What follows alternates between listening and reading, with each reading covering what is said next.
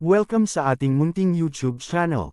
Please support my videos. Comment, like and subscribe po mga idolo. Maraming salamat po. Story present. Super Devo Uling System.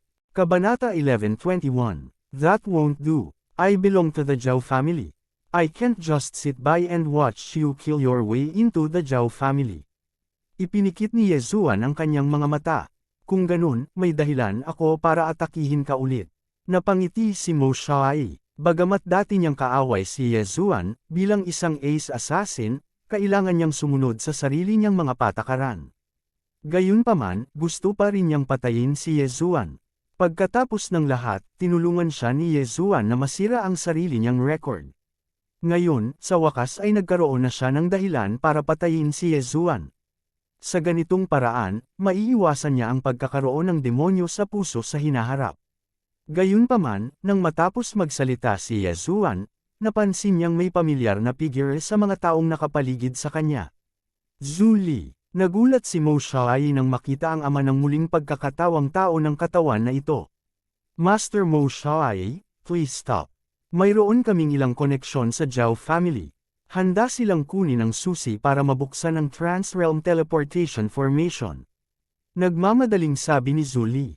Tumigil ka. Bamulong si Mo Xiaoyi at ngumiti ng masama, kahit na ikaw ang ama ng katawan kong ito, sa tingin mo ba maaari mo akong utusan ng ganito? Walang makakasagabal sa gusto kong gawin. Kaya kung kunin ang gusto ko.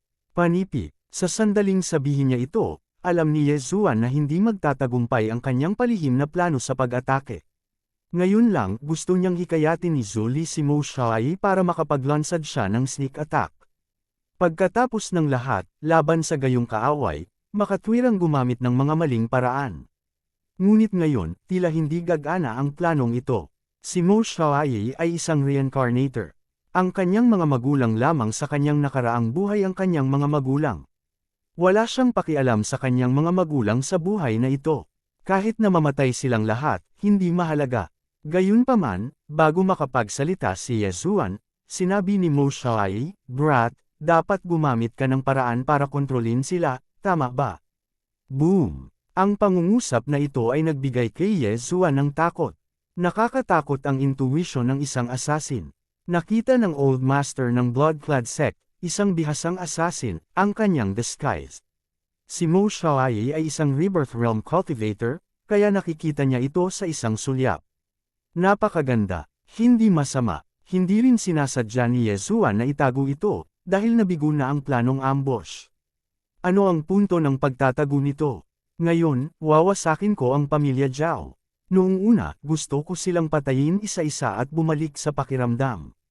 Ngayong nakikita ko kayong nagtitipon dito para hanapin ang kamatayan, maaari ko lang kayong ipadala sa inyong daan. Nagpakita muli ng malamig na ngiti si Mo Xiaoyi. Hanggat hindi umaatake si Yezuan, maaari niyang hayaang mabuhay si Yezuan. Kung tutuusin, may sarili siyang rules. Gayunpaman, kung gusto ni Yezuan na mamatay, wala siyang pakialam na alagaan din siya. Bagaman ikaw ay isang reincarnator, ikaw ay nasa ika-6 na antas lamang ng Manifestation Realm. Ano ang maaari mong gawin? Si Yezuan ay may kumpiyansa na ekspresyon sa kanyang mukha, ngunit sa mga mata ni Mo Zuyi, ito ay bulag na kumpiyansa. Nakapasok na si Mo Xiaoyi sa ika-6 na antas ng Manifestation Realm. Kahit na ang kanyang kaharian ay kapareho ni Yezuan at ang ninuno ng pamilya Zhao, ang kanyang lakas ay hindi dapat maliitin. Ang kapaligiran sa pagitan ng dalawang partido ay tensyonado, at maaaring sumiklab ang labanan anumang oras. Sa sandaling ito, ang mga tao ng Zhao family ay inilikas na, at ang buong Zhao family ay maaaring gamitin bilang isang larangan ng digmaan. Anak, sigurado ka bang gusto mo akong maging kaaway? Hindi napigilan ni Mo Xiaoyi na magtanong muli. Sa kanyang paningin, maging ang mga tao sa Immortality Realm ay mga langgam, lalo pa si Yezuan, isang bata na hindi pa nakarating sa Netherworld Realm. Tunay, ang isang bagong panganak na guya ay hindi natatakot sa isang tigre. Caught the crap. Atake. Hindi binalak ni Yezuan na sayangin ang kanyang hininga kay Mo Xiaoyi. Si Mo Xiaoyi ang kanyang amo sa misyon. Kung hindi niya papatayin si Mo Xiaoyi, paano niya makukumpleto ang kanyang misyon sa paghihiganti at makuha ang 3 Devour Point? Matapos matanggap ang utos ni Yezuan, ginamit ng lahat ng mga tao sa paligid ang kanilang lakas ng manifestasyon kay Yezuan. Sa isang iglap, halos damobo ang bilis ni Yezuan. Ang labanang ito ay sa pagitan niya at ni Mo Xiaoye. Siya lang ang lalaban kay Mo Xiaoye, hindi ang iba pang kukubkuban si Mo Xiaoye. Anak, ako, ang dakilang Mo Xiaoye, ay pinatay mo. Ipapakain ko ang iyong mga bangkay sa mga aso. Si Mo Xiaoye ay matagumpay na nagalit ni Yezuan. Kinuyam niya ang kanyang mga kamao at sinugod si Yezuan. Kasabay nito, inactivate ni Yezuan ang kanyang Eye of Revelation at iniscan ang lugar. Ding! Matagumpay na nakupya ang Dark Haze. Ding! Natutunan ng host ang Dark Haze. Ang Mo Xiaoye na ito ay isang reincarnator, na nangangahulugang mayroon siyang hindi mabilang na mga divine na kakayahan sa kanyang isipan. Sa sandaling ito, ang Dark Night Haste na sinisingil ni Yezuan ay isang mataas na antas ng wansiyang na divine ability. Bilang resulta, muling tumaas ang bilis ni Yezuan. Mo Xiaoye, ngayon ang araw na muling magkatawang tao. Mamatay. Mabilis na bumagsak si Yezuan sa lupa at ginamit ang Burning Eyes at Eyes of Illusion kay Mo Xiaoye. Bata, isa akong reincarnator. Sa tingin mo ba uubra sa akin ang pag-atake ng kaluluwa? Ang malamig na boses ni Mo Xiaoye ay lumutang. Sa katunayan, ang kaluluwa ng isang reincarnator ay napakalakas. Bagamat hindi ito nasa tuktok, hindi ito isang bagay na maaaring masaktan ng mga pag-atake ng kaluluwa sa antas na ito. Sa sandaling matapos siyang magsalita, si Mo Xiaoye ay nakarating na sa harapan ni Yezuan na parang multo. Itinaas niya ang kanyang dugong pulang espada at sinaksak ito sa puso ni Yezuan. Sa huling pagkakataon, nabigo siya. Sa pagkakataong ito, sa harap-harapang sitwasyon, walang paraan na mabibigo siyang muli. Magandang pagkakataon. Personal na dumating si Mo Xiaoye. Ito ay isang magandang pagkakataon para kay Yezuan dahil ang kanyang puso ay hindi isang mahalagang bahagi. Kahit na ito ay nawasak, ito ay magdudulot lamang ng panloob na pinsala. Gayunpaman, hindi ito alam ni Mo Xiaoye. Luo-luo. Nagmamadaling sigaw ni Yezuan sa kanyang isipan. Nasa crowd na si Luo-luo. Nang marinig niya ang utos ni Yezuan, mabilis niyang ginamit ang kanyang bagong natutunang Eye of Enchantment. Isang pink na true chi ang bumulwak at namuo sa isang pink na malademonyong mata sa itaas ng ulo ni Luo-luo. Itong pink na Eye of Enchantment ay nakatutok sa likod ni Yezuan. Sa susunod na sandali, ang lakas ng kaluluwa ni Yezuan ay tumaas. Kasabay nito, tumaas din ang all creation strength niya.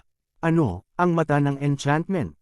Nang makita ni Mo Xiaoye ang Eye of Enchantment na ito, nang inig ang kanyang katawan. Talagang sumuko siya sa pag-atake at mabilis na umatras. Ang eksenang ito ay isang bagay na kahit si Yezuan ay hindi inaasahan. Si Mo Xiaoye ay natakot sa Eye of Enchantment at napilitang umatras. Gayunpaman, hindi pa kakawalan ni Yezuan ang pagkakataong ito. Nakakadurog ng pusong espada, mamatay. Habang nasa hindi kalayuan si Mo Xiaoye, mabilis na sinaksak ni Yezuan ang kanyang espada sa puso ni Mo Xiaoye. Sa tingin mo ba masasaktan mo ako sa pag-ataking ito? Si Mo Xiaoye ay bumalik sa kanyang katinoan. Sa pagharap sa pag-atake ni Yezuan, wala siyang pakialam. Direkta niyang ikinalat ang kanyang all creation strength at ikinalat ang pag-atake. Kabanata 11:22. Fang. Sa mahinang tunog, ang heartbreaking sword technique ni Yezuan ay natalo. Ang isang reincarnator ay talagang hindi ganoon kadaling pumatay. Napabuntong hininga si Yezuan sa kanyang puso. Ang kanyang nakaraang pag-atake ay isang pagsubok na pag-atake lamang. Kung hindi, ginamit niya agad ang Eye of Devastation para patayin si Mo Xiaoye. Ngunit ngayon, ang lakas ng wansiyang ni Mo Xiaoye ay napakalakas, mas malakas kaysa kay Yezuan. Hindi magiging madali para kay Yezuan na masira ang kanyang depensa. Bagaman epektibo ang Eye of Devastation, isa rin ito sa mga trump card ko. Kailangan kong gamitin ito kapag may tiwala ako. Kung mabibigo ito, magbabantay si Mo Xiaoye. Naisip ni Yezuan sa kanyang puso. Kasabay nito, hindi niya maintindihan kung bakit natakot si Mo Xiaoye sa Eye of Enchantment. I didn't expect na magkakaroon ng Noble Fox bloodline dito. She even comprehended the Eye of Enchantment. Little Fox, are you also a reincarnator? Tumingin si Mo Xiaoyi kay Luo Luo ng may takot. Mayroong dalawang sitwasyon para sa mga taong nagmana ng mga alaala. Una, may eksperto sa kanilang mga ninuno. Ito ang minanang alaala na ipinamana ng kanilang mga ninuno. Pangalawa, sila ay isang reincarnator, kaya sila ay may namana na mga alaala. Gayunpaman, alam ni Yezuan na si Luo Luo ay hindi isang reincarnator. Matapos gisingin ni Luo Luo ang kanyang minanang alaala, wala na siyang alaala sa kanyang nakaraang buhay. Bakit hindi mo hulaan? Humajijek si Luo Luo. So hindi ka reincarnator. Sigurado si Mo Xiaoyi. Ang dahilan kung bakit siya natatakot sa Eye of Enchantment ay dahil sa Eye of Enchantment na ito bago siya muling nagkatawang tao. Upang maiwasang mahuli, wala siyang pagpipilian kundi ang muling magkatawang tao. Ngayon, matapos makita na maaari ding gamitin ni Luo Luo ang Eye of Enchantment, ang puot mula sa kanyang nakaraang buhay ay agad na lumabas. Nakatingin siya kay Luo Luo. Napansin ni Yezuan ang tumataas na layunin ng pagpatay ni Mo Xiaoyi at hindi niya maiwasang manginig. Nasa kill list ko na kayong dalawa. Ngayon, ipapakita ko sa inyo ang tunay kong lakas. Nang matapos magsalita si Mo Xiaoyi, muling tumaas ang kanyang layunin sa pagpatay. Ang layunin ng pagpatay na ito ay nagpang-inig sa lahat ng naruroon. Ang takot ay gumagapang sa kanilang mga puso. Anong uri ng pagpatay na layunin ito? Ilang tao ang kinailangan niyang patayin para makondense ang ganoong layunin ng pagpatay. Si Mo Xiaoyi ay nasa ika-6 na antas ng Manifestation Realm. Sa sandaling ito, kahit na hindi niya ginamit ang kanyang lakas ng manifestasyon, ang kanyang layuning pumatay ng mag-isa ay makapagpapatigil sa isang tao sa ika-5 antas ng Manifestation Realm. Ito lamang ay hindi isang bagay na magagawa ni Yezuan. Halika, walang pakialam si Yezuan at inihagi sa kanyang kamay ang Stay Shocker Sword, at Luo Luo Luo. 10,000 espada na espada. Sa isang iglap, ang Heaven Shaking Sword ay naging libu-libong mga espada, makapal na lumilipad patungo kay Mo Xiaoyi. Ngunit si Luo Luo, ngumisi si Mo Xiaoyi. Ang kanyang anyo ay kumikislap habang siya ay direktang lumipad patungo kay Yezuan. Bilang isang assassin, siya ay partikular na tungkol sa pagpatay sa isang welga. Kahit na siya ay nasa isang hukbo ng 10,000, maaari pa rin niyang kunin ang ulo ng kalaban. Ang lakas ng manifestasyon ni Mo Xiaoyi ay napakalakas dahil sa mataas na bilang ng mga tao. Matapos mapalakas, nalampasan niya ang bilis ni Yezuan. Kailangang malaman ng isa na si Yezuan ay may tulong ng iba pang mga eksperto. Halika, sigaw ni Yezuan. Agad siyang nag-transform sa Golden Armored War God at sinaksak si Mo Xiaoyi. Gamit ang kanyang espada, Heartbreak Sword Technique, ang malamig na liwanag ay dumaan sa katawan ni Mo Xiaoyi. Sa isang kisap mata, dumating si Mo Xiaoyi sa harap ni Yezuan. Para sa isang assassin, ang pag-atake sa isang mahalagang punto ay kinakailangan. Bagamat nakasuot si Yezuan ng Brilliant Golden Armor, si Mo Xiaoyi ay isa pa ring walang katulad na assassin. Kung hindi niya mapatay si Yezuan sa isang welga, hindi siya karapat-dapat sa kanyang reputasyon. Anak, oras na para umalis. Itinaas ni Mo Xiaoyi ang kanyang kamay at sinaksak ang ulo ni Yezuan. Kasabay nito, ginamit niya ang Manifestation Strength para igapos si Yezuan. Sa mga tuntunin ng kapangyarihan ng Wan Xiang, si Yezuan ay hindi katugma. Kahit nasa suporta ng Eyes of Enchantment ni Luo Luo, hindi ito magiging sapat. Gotcha! Madali itong tumusok sa Brilliant Golden Armor, pagkatapos ay tumusok sa noo ni Yezuan, na tumusok dito. Noong nakaraang pagkakataon, inakala ni Mo Xiaoyi na na-miss niya, ngunit sa pagkakataong ito, nakita niyang tinusok ang ulo ni Yezuan. Walang paraan na hindi siya mamatay sa pagkakataong ito. Nakakita na siya ng maraming tao tulad ni Yezuan. Lahat sila ay bagong panganak na guya na hindi natatakot sa mga tigre. Naisip nila na maaari silang maging mayabang dahil sila ay mga henyo. Karamihan sa mga misyon na ginawa niya ay ang pagpatay sa mga tinatawag na henyo. Napatay pa niya ang mga may mas mataas na kaharian kaysa sa kanya.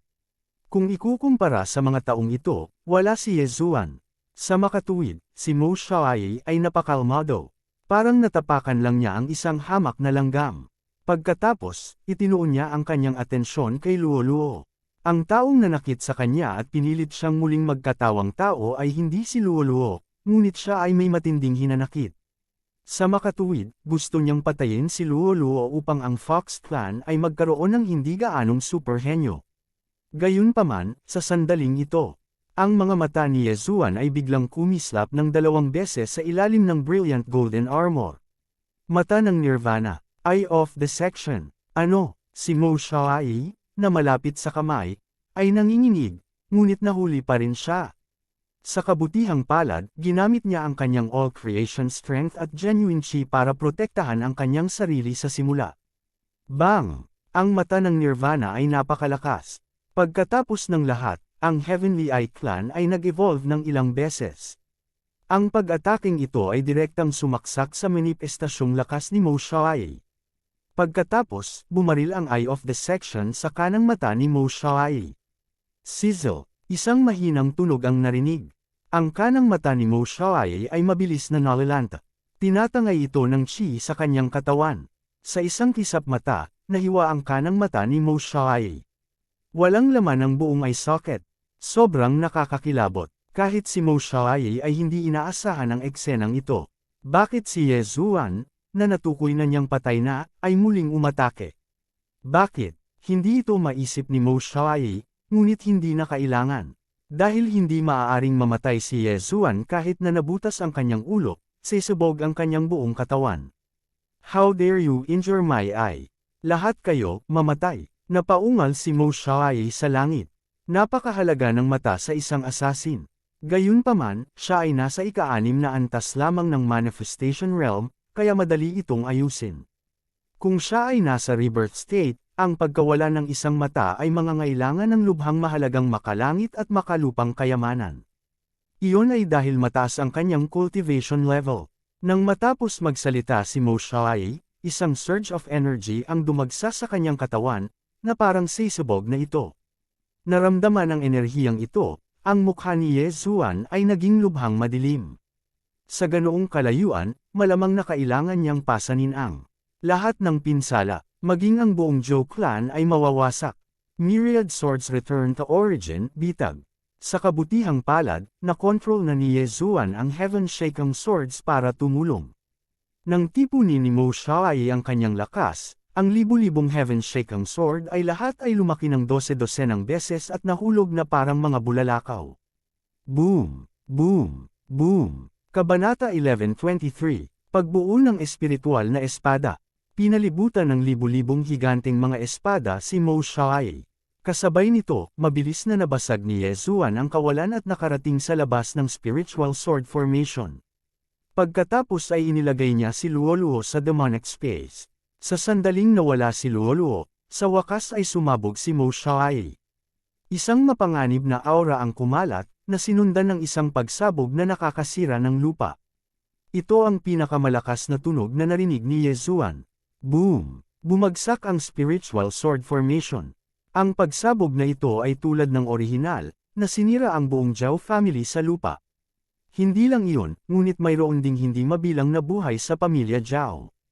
Bagamat nagsimula na silang lumikas, may 10,000 tao sa pamilya Zhao, kaya imposibleng makaalis silang lahat. Ang mga taong ito ay nadurog lahat sa pag-atake ni Mo Xiaoyi.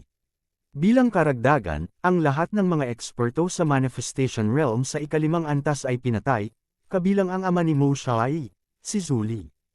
Maging si Yezuan mismo ay malubhang nasugatan at nagdura ng dugo. Sa sandaling ito, 3 na lamang ang natitira sa nakakatakot na bunganga na ito. Mo Xiaoyi, Yezuan, at ang ninuno ng pamilyang Zhao ng manifestasyon ng ika-6 na antas. Hindi, kung hindi hiniling ni Yezuan sa iba na gamitin ang manifestation realm strength para tulungan ang ninuno ng Zhao family na lumaban, malamang na namatay na siya. Path, hindi napigilan ni Yezuan ang pagluwan ng isang subo ng dugo. Puno ng gulat ang mukha niya. Masyadong malakas ang pag-atake ni Mo Xiaoyi. Maging ang spiritual sword formation ay nawasak. Kung hindi dahil sa spiritual sword formation, nabugbog na sana siya. Sa oras na iyon, hindi lamang mawawala ang buong pamilya Zhao, ngunit ang nawasak na lugar ay magiging 3 beses na mas malaki. Ang kapangyarihang ito ay hindi bababa sa 10 beses na mas malakas kaysa dati. Sa pagtingin sa napakaitim na kailaliman sa ibaba ng kanyang mga paa, si Yezuan ay walang intensyon na lumaban. Dati, nagawa lang niyang labanan si Mo Xiaoye gamit ang Manifestation Realm Strength na suporta mula kay Luo Luo at higit sa 10 eksperto. Ngunit ngayon, ang tanging taong makokontrol niya ay ang ninuno ng pamilya Zhao, at namatay din si Wei Zhenchen mula sa pag-ataking iyon. Away, ano ang dapat ipaglaban? Ang isang reincarnator ay talagang isang reincarnator. Kahit na sila ay nasa parehong antas, si Yezuan ay walang kapantay para sa kanya. Ang disintegration ay ni Mo Xiaoye ay resulta lamang ng kanyang kawalang ingat. Kung patuloy silang lalaban, si Yezuan ay walang pagkakataong manalo. Gayunpaman, nang si Yezuan ay nalilito, isang boses ang biglang umalangaw-ngaw. What a tough brat! You didn't die even after that. Fine, let me cut you into 8 pieces. Tingnan natin kung makakaligtas ka pa. Sabi ni Mo Xiaoye habang tumakbo ulit palabas. Naalarma si Yezuan. Naghanda siyang buksan ang kawalan at umalis. Hindi ba niya magagawa ang revenge mission na ito? Sa isang kisap mata, ang matandang ninuno ng Zhao family ay tinusok ni Mo Xiaoye sa puso. Nang bumukas ang Void Gate, tumingin si Mo Xiaoye kay Yezuan, na ang gintong baluti ay gute-gute, at ninisyon, brat, alam kong may escape technique ka. Sa tingin mo bagag-ana ito sa harapan ko. Kumunot ang noo ni Yezuan. Nalaman niya na ang Void Gate, na hindi pa ganap na nabuksan, ay nakasara na. Paano ito naging posible? Ako, si Mo Xiaoye, ay minsang naging pabaya. Hindi na magkakaroon ng pangalawang pagkakataon. Kaya naman nag-set up ako ng Void Lock Formation. Tingnan natin kung paano ka makakatakas ngayon. Ngumisi si Mo Xiaoye habang dahan-daang lumapit kay Yezuan. Ngayon lang, hindi pa ganap na na-set up ang Void Lock Formation, kaya magagamit pa rin ang Void Eye. Gayunpaman, ngayong ganap na na-set up ang Void Lock Formation, hindi man lang nabuksan ng Void Eye ang isang maliit na butas. Si Yezuan ay parang pagong sa isang garapon. Hindi siya nakatakas. Hindi lamang iyon, ngunit nagsimula rin siyang magsisi na dumating upang makahanap ng problema sa isang reincarnator. Kung ito man ay ang pagsabog o ang Space Lock Array, gamit ang kanyang Eye of Revelation, hindi niya makita kung paano sila ginamit ni Mo Xiaoye. Ang isang reincarnator ay talagang isang reincarnator. Kahit na si Mo Xiaoye ay nasa ika-6 na antas lamang ng One Siyang Realm, ang kanyang lakas ay nasa ika-9 na antas ng One Siyang Realm. Hindi, mas gugustuhin ni Yezuan na makitungo sa isang tao sa ika-9 na antas ng One Siyang Realm kaysa gumawa ng isang kaaway mula kay Mo Xiaoye. Anak, ano pang galaw mo? Ipakita mo sa akin. Tumingin si Mo Xiaoye kay Yezuan gamit ang kanyang tanging mata. Ang kanyang kanang mata ay nahati ng Eye of Disintegration ni Yezuan.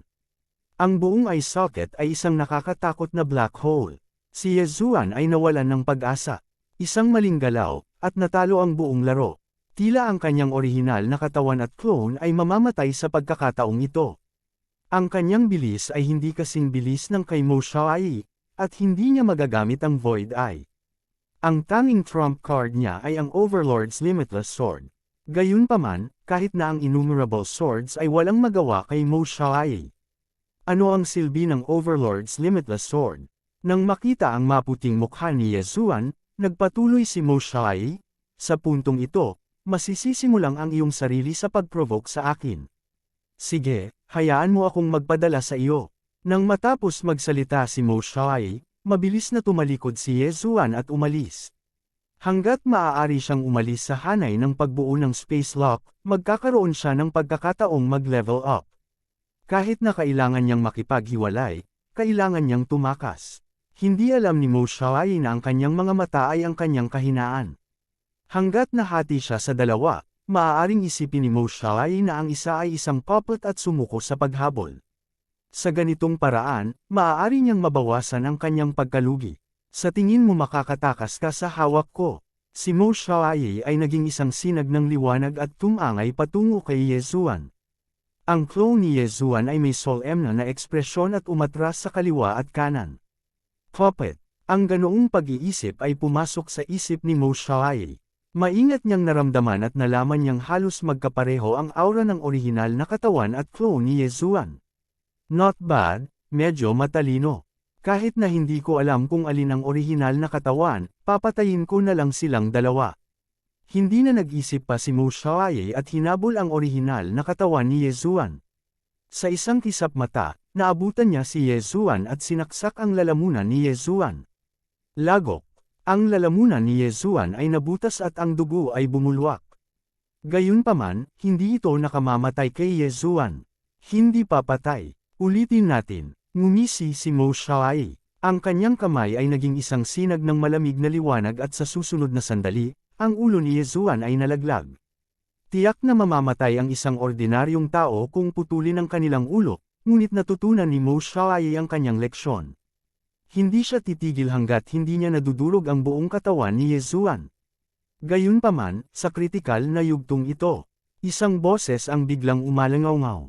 Isang napakalakas na aura ang biglang pumasok sa sensing range ni Yezuan. Kasabay nito, naramdaman din ni Mo Xiaoye ang aura na ito. Ano? Nang inag ang katawan ni Mo Xiaoye, sesabog na sana niya ang ulo ni Yezuan nang bigla siyang huminto at lumingon. Sa di kalayuan, isang sinag ng platinum light ang pumasok sa mga mata ni Mo Xiaoye. Ang sinag ng liwanag na ito ay mabilis na lumalapit sa kanya. Ang lakas naman ng aura. Nagulat si Mo Xiaoye. Habang siya ay nabigla pa, ang sinag ng liwanag na ito ay dumaan na sa kanyang liwanag.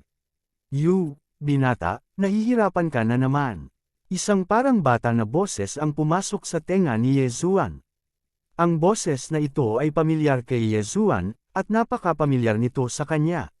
Kabanata 11:24, ikaw pala, biglang nakakita ng pag-asa si Yezuan at hindi niya maiwasang mapasigaw. Ang bagong dating pala ay ang mini Sky Dragon na nakilala niya sa Land of the Dead ilang araw na ang nakakaraan. Buhay ka pa. Ibinaling ni Mo Xiaoye ang kanyang ulo upang tingnan ang lumilipad na ulo ni Yezuan at itinaas ang kanyang kamay, handang pira-piraso ito. Ngunit sa sandaling ito, whoosh! Isang platinum na ilaw ang kumislap at ang katawan ni Mo Xiaoye ay nanginig. Bumaba ang tingin niya sa kanyang dibdib at nakitang wala itong laman.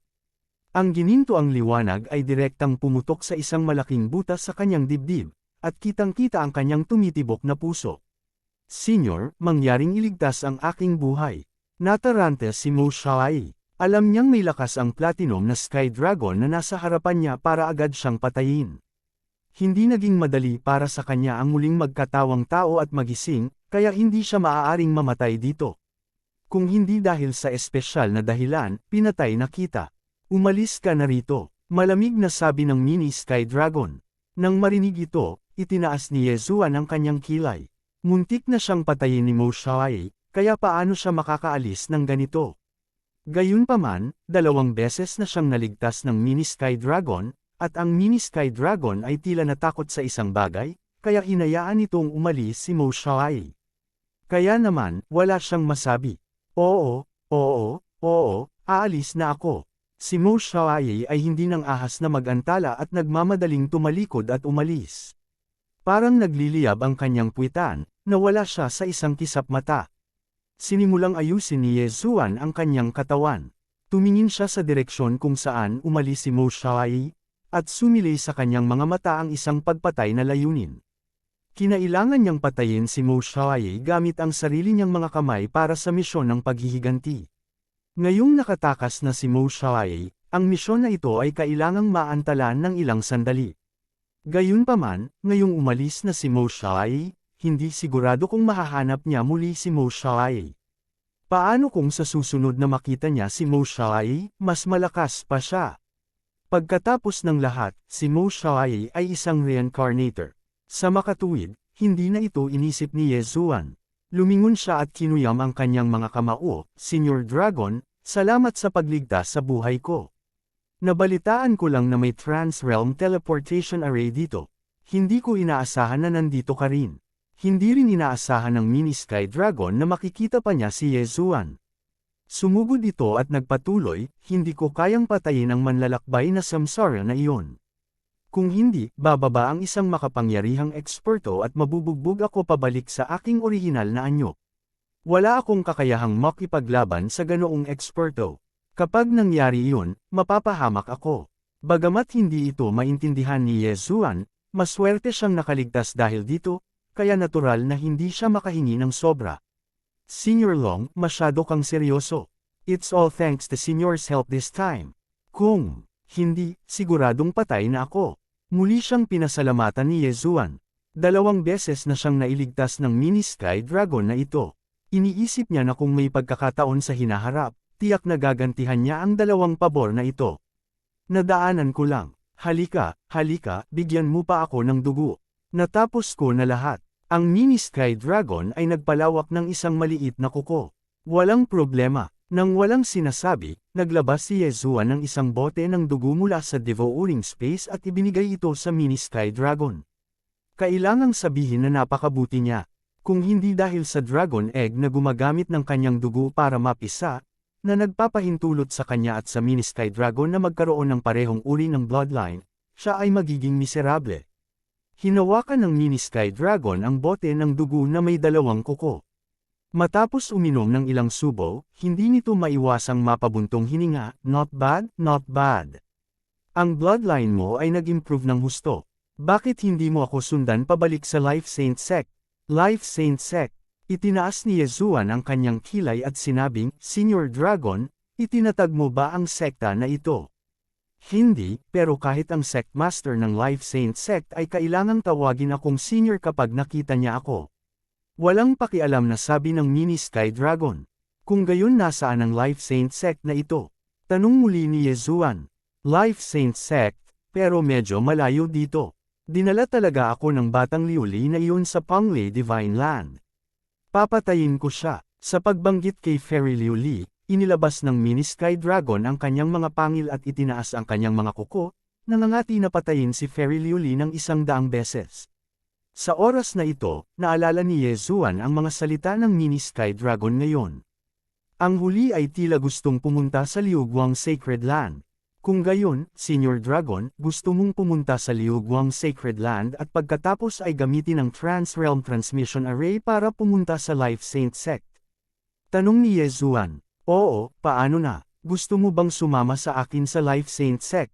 Basta sumunod ka sa akin, makakalusot ka sa isang kaharian na hindi mo maisip sa hinaharap, sagot ng mini Sky Dragon. Isang kaharian na hindi niya maisip. Bagamat ito ay lubhang nakatutukso, ang distansya mula sa Liuguang Sacred Land hanggang sa Life Saint Sect ng Life Saint Sect ay napakahaba. Gayunpaman, may mas mahalagang bagay si Yezuan na dapat gawin sa ngayon, at iyon ay ang patayin ng Yin Yang Ancestor at iligtas si Song Suijing at Adjudicator Song. Sa makatuwid, imposibleng sundin ang mini Sky Dragon. Senyor, pasensya na, pero nadala na ang asawa ko. Hindi ako makaalis. Direktang tumanggi si Yezuan. Nagulat ang mini Sky Dragon at nagtanong, oh, sino ang kumuha sa kanya? May tumawag sa Yin Yang Ancestor, sagot ni Yezuan, narinig mo na ba siya, Senior Dragon? Never heard of him. He doesn't sound like a good person. Umiling ang mini Sky Dragon. Nadama ni Yezuan na ito ay normal. Ang mini Sky Dragon na ito ay isang pag-iral na kahit ang reincarnator na si Mo Xiaoyi ay kinatatakutan. Sa tuktok nito, dapat itong mas malakas kaysa sa reincarnation state. Tungkol naman sa ninuno ni Yin Yang, tinansya ni Yezuan na dapat ito ay nasa nirvana state o longevity state. Masyadong malaki ang puwang, kaya maliwanag na hindi pa siya narinig ng mini Sky Dragon. Kung gustong pumunta ng Senior Dragon sa Liuguang Sacred Land, alam ko kung nasaan ang Trans-Realm Transmission Array. At saka, ang Yin Yang Ancestor na kumuha ng asawa ko ay nasa Liuguang Sacred Land din.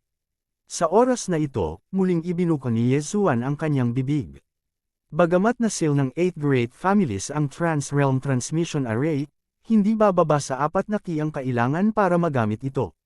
Gayunpaman, sa kasalukuyang kaharian ni Yezuan, maaari niyang direktang masira ang selyo at gamitin ang Trans-Realm Transmission Array. Oh, ganun ba? Buti naman, hindi ko na kailangang hanapin ang sarili ko.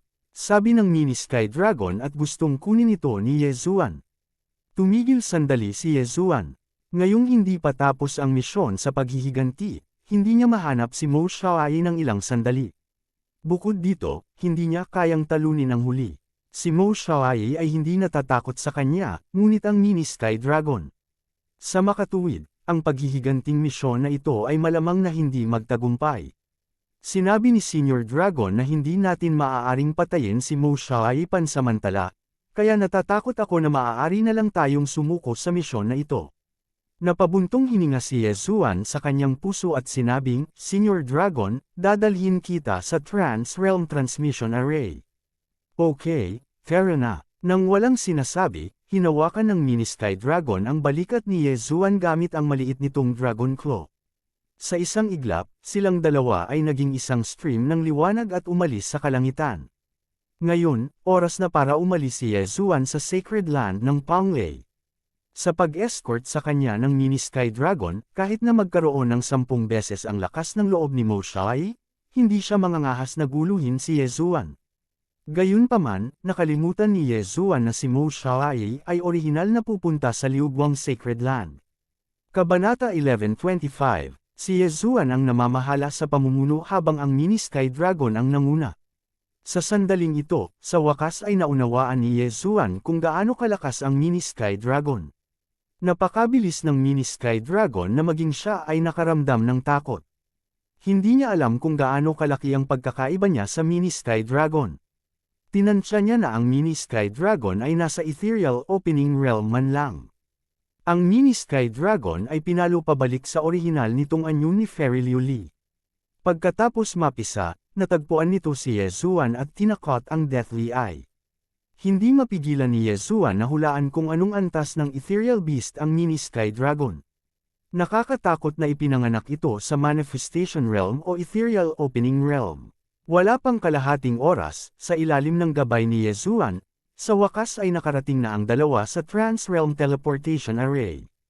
Ang Trans-Realm Teleportation Array na ito ay itinayo sa isang underground na palasyo. Kung wala ang patnubay ni Yezuan, kahit ang Mini Sky Dragon ay hindi ito mahahanap ng ganoon kadali. Nagtanong si Yezuan tungkol sa Trans-Realm Teleportation Array dati. Upang mag-teleport sa Glazed Light Sacred Ground mula sa hanay na ito, nagkakahalaga ito ng 200,000 Soul Crystals, at iyon ang presyo ng tiket ng isang tao. Ang isang tao at isang dragon ay nangangailangan ng 400,000 mga kristal ng kaluluwa. Ito ay hindi gaanong katulad ng nakaraang Yezuan. Gayunpaman, upang labanan si Mo Xiaoyi, ginugol niya ang lahat ng kanyang ipon, kaya hindi niya ito kayang bayaran. Sa kabutihang palad, ang Mini Sky Dragon ay may maraming magagandang bagay, kabilang ang hindi mabilang na mga kristal ng kaluluwa, kaya hindi niya kailangang mag-alala tungkol sa bayad sa teleportasyon. Dumating ang Mini Sky Dragon sa labas ng palasyo at pinagbuksan ang gate ng Trans-Realm Teleportation Array gamit ang mga kuko nito. Nagmamadaling sumunod si Yezuan. Pagkatapos, nakakita siya ng kakaibang hanay na 100 metro ang lapad. Anak, may gagawin ka pa ba? Ang teleportation array na ito ay one-way. Kung gusto mong bumalik, kailangan mong maghanap ng isa pang teleportation array. Panipi. Ang Mini Sky Dragon ay lumutang sa gitna ng Trans-Realm Teleportation Array at lumingon para kausapin si Yezuan. Ang dalawang sagradong lugar ay napakalayo, at ang Trans-Realm Teleportation Array na ito ay one-way. Kung si Yezuan ay nai-teleport sa Glazed Light Sacred Ground, hindi magiging ganoon kadaling bumalik, kahit na may mga Eyes of the Void. Ayos lang, umiling si Yezuan. Gayunpaman, may isang panghihinayang sa kanyang puso, na hindi niya pinatay si Mo Xiaoyi at naging sanhi ng pagkawasak ng buong pamilya Zhao. Dahil wala ng iba, fair na. Ang Mini Sky Dragon ay naglabas ng ilang Soul Crystal at na-activate ang Trans-Realm Teleportation Array. Hu. Biglang umihip ang hangin sa Trans-Realm Teleportation Array, at nagsimulang umikot ang buong Trans-Realm Teleportation Array. Itinuon ni Yezuan ang kanyang tingin at napagtanto na ang mga bagay sa paligid niya ay unti-unting nawawala. Sa huli, nakikita lang niya ang rotating array formation. Sa itaas ng kanyang ulo ay isang mabituing kalangitan. Wala siyang ideya kung saan ito nanggaling. Makalipas ang 10 segundo, muling lumitaw ang mga bagay na iyon. Gayunpaman, hindi na sila katulad ng dati. Sa halip, sila ay bago. Nakaalis na siya sa Panglay Divine Land at nakarating sa Liuguang Divine Land. Sige, nandito na tayo. Lumutang ang mini Sky Dragon at sinabing, "Anak, malaki ang pag-asa ko sa iyo. Sigurado ka bang ayaw mo akong makasama? Senior Long, pinahahalagahan ko ang iyong kabaitan, ngunit mayroon pa rin akong malaking sama ng loob na dapat tanggapin." Muling tumanggi si Yezuan. "Not bad, not bad. Loyal ka." Ang mini Sky Dragon ay tumango bilang kasiyahan.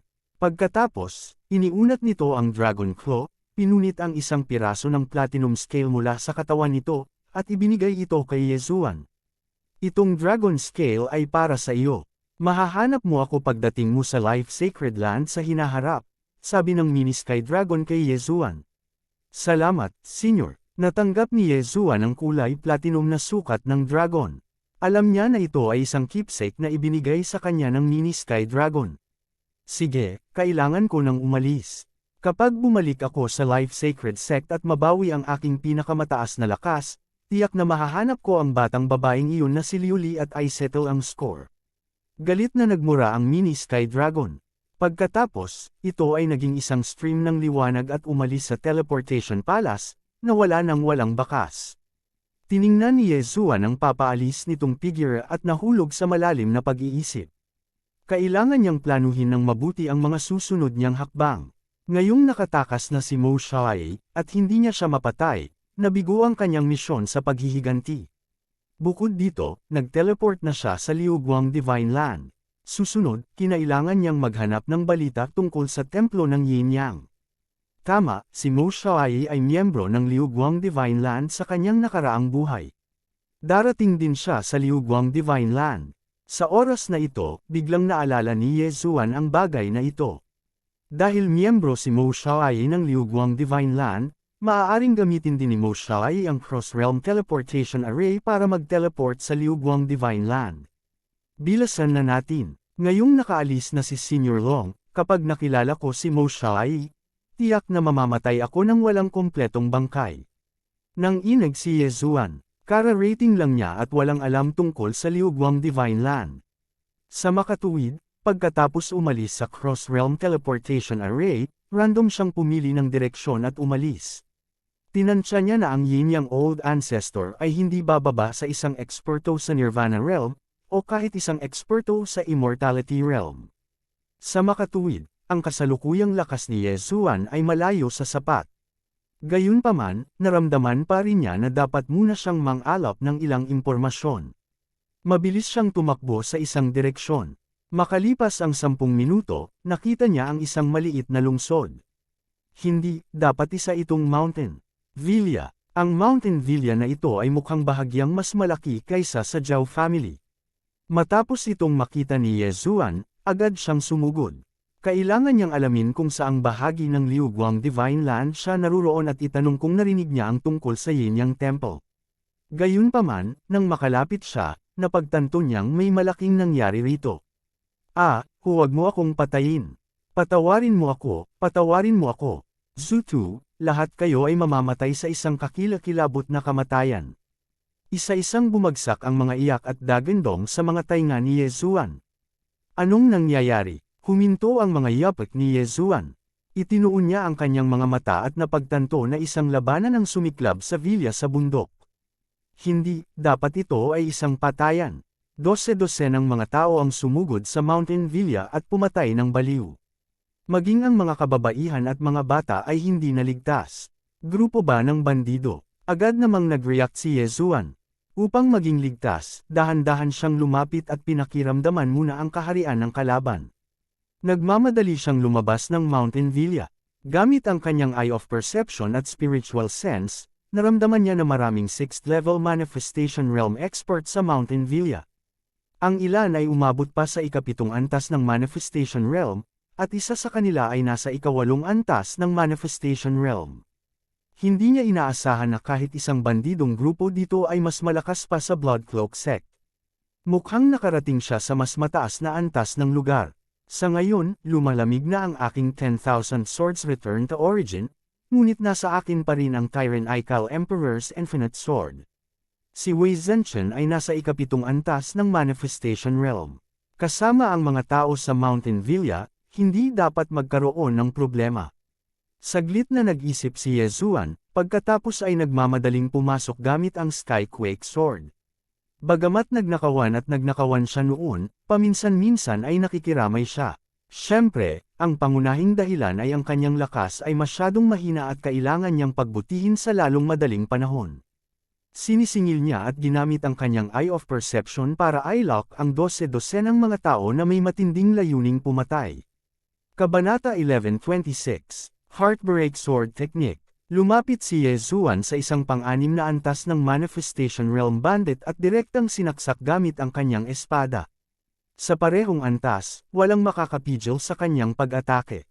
Sa isang iglap, bumaon ang sinag ng espada sa likod ng bandido at napunit ang kanyang puso. Pagkatapos, agad na lumapit si Yezuan at iniligpit ang Universe Ring at bangkay. Haha, as expected sa isang tulisan. Napakayaman mo. Hindi napigilan ni Yezuan na tumawa ng malakas. Ang 6th level Manifestation Realm Bandit na ito ay may hindi bababa sa 1,000,000 Soul Crystal na halaga ng mga item sa kanyang Universe Ring. Matapos niyang kainin ang lahat ng mga bagay na ito, ang kanyang cultivation base ay bumuti ng malaking margin. Pagkatapos, mabilis siyang sumugod palabas at ipinagpatuloy ang pagpatay sa mga bandidong ito.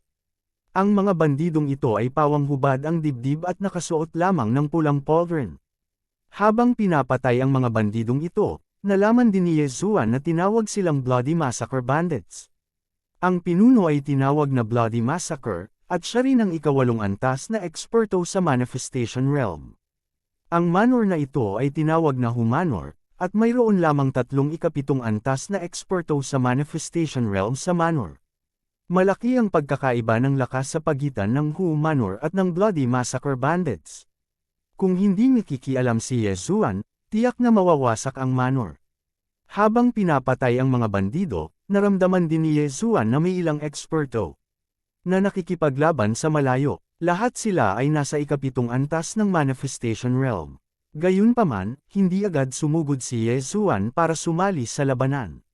Sa halip, pinatay niya muna ang ika-6 na antas ng mga bandido ng Manifestation Realm. Hanem, isang matipunong lalaki na nakikipaglaban sa hangin sa di kalayuan ay nakaramdam ng kakaiba at ibinaling ang kanyang ulo upang tumingin. Natuklasan niyang nawawala ang ilan sa kanyang mga kapatid. Inilihis niya ang ilang atensyon sa laki at sa wakas ay natagpuan niya si Yezuan. Pangalawa kuya, may tinak sa tagiliran. Patayin mo siya. Sabi ng matipunong lalaki sa isang scholar. Naisip niya na si Yezuan ay isang nakatagong eksperto sa Humanor. Sige, mahigpit na hinawakan ng scholar na lalaki ang kanyang mahabang espada at agad na tumakbo palabas. Brat, how dare you kill my brothers? You're courting death. Ang scholar na lalaki ay lumundag at itinutok ang kanyang mahabang espada sa ulo ni Yezuan. Isang 7th level Manifestation Realm, ha? Perfect, magsisimula ako sa iyo. Kinaikit ni Yezuan ang kanyang mga mata. Sa kanyang lakas, madali niyang mapatay ang scholar na lalaking ito, ngunit ang pinuno ng Bloody Slaughter Bandits, Bloody Slaughter, ay nasa ika-8 antas ng Manifestation Realm, kaya handa siyang kontrolin ang scholar na lalaking ito at gamitin siya para maglunsad ng palihim na pag-atake sa Bloody Slaughter. Nasusunog na mata ng ilusyon. Nagmamadaling gumamit ng soul attack si Yezuan. What a fellow! He even know how to use soul attacks. You're courting death. Ang scholar na lalaki ay humakbang sa hangin ng 2 hakbang at dumating sa harap ni Yezuan, itinutok muli ang kanyang espada. Ang kanyang longsword ay pumatay ng maraming martial artist sa ika-7 antas ng Manifestation Realm, higit pa kay Yezuan, na nasa ika-6 na antas lamang ng Manifestation Realm. Gayunpaman, si Yezuan ay hindi ordinaryong tao. Kamay na nanghuhuli ng dragon. Humawak si Yezuan sa hangin at direktang hinuli ang pinong lalaki. Pagkatapos, sinuntok niya ang pinong lalaki sa dibdib. Fu! Ang lalaking scholar ay nagluwa ng isang subo ng dugo. Ang lakas ng kanyang kaluluwa ay halos kapareho ng kay Yezuan, kaya nabigo na siyang patayin si Yezuan sa hampas na iyon.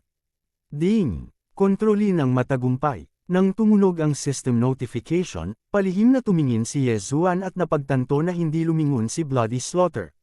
Bang! Mabilis na ikinalat ng lalaking scholar ang kamay na kumukuha ng dragon at sinaksak si Yezuan sa puso. RIP. Pagkatapos ng malutong na tunog, kinuha ng lalaking scholar ang universe ring ni Yezuan at umalis. Ang Bloody Slaughter ay nakipag-away ng mag-isa sa tatlong 7th level Manifestation Realm martial artists, at sa oras na bumalik ang scholarly man, napatay na niya ang tatlong 7th level Manifestation Realm martial artist ng Wu Family Village.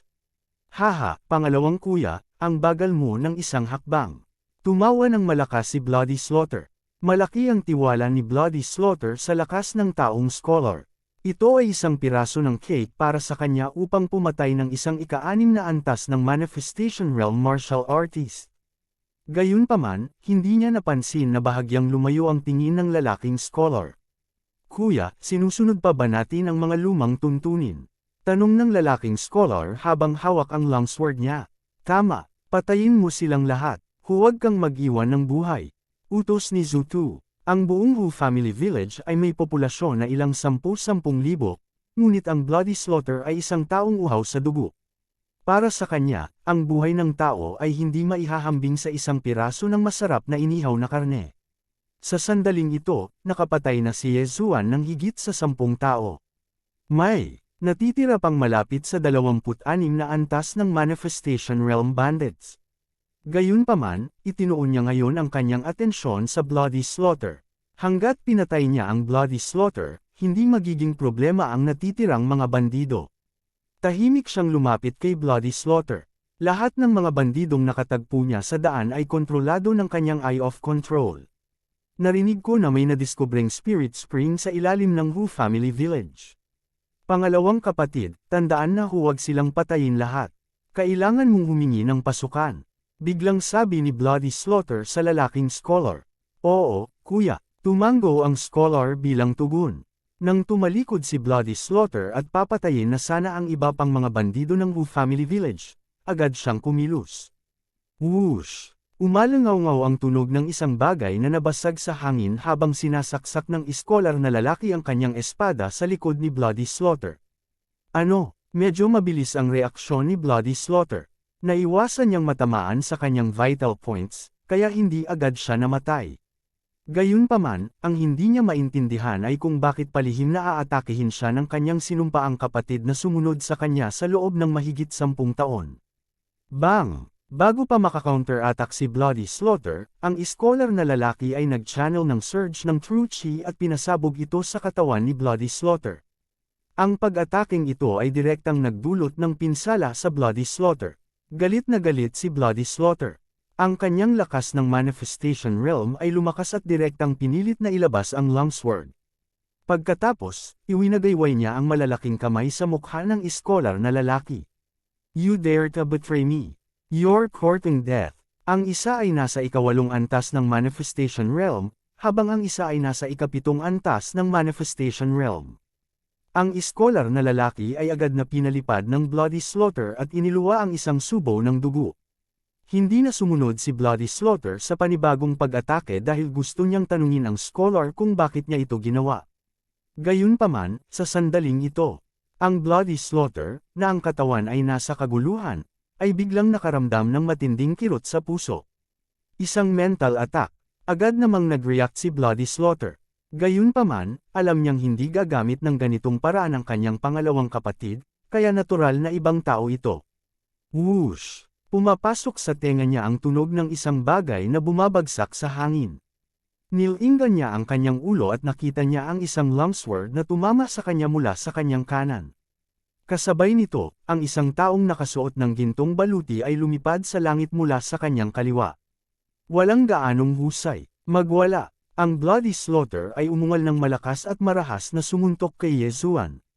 Pagsabog ng dugo kamao. Golden Dragon Catcher Hand. Humawak din si Yezuan sa hangin at pinakipot ang isang malaking ginintoang kamay upang harangan ang pag-ataking ito. Ang lakas ni Yezuan ay itinuturing na napakahusay para ma-block ang isang todo atake mula sa isang eksperto sa 8th level ng Manifestation Realm kasama ang kanyang 6th level ng Manifestation Realm Cultivation Base.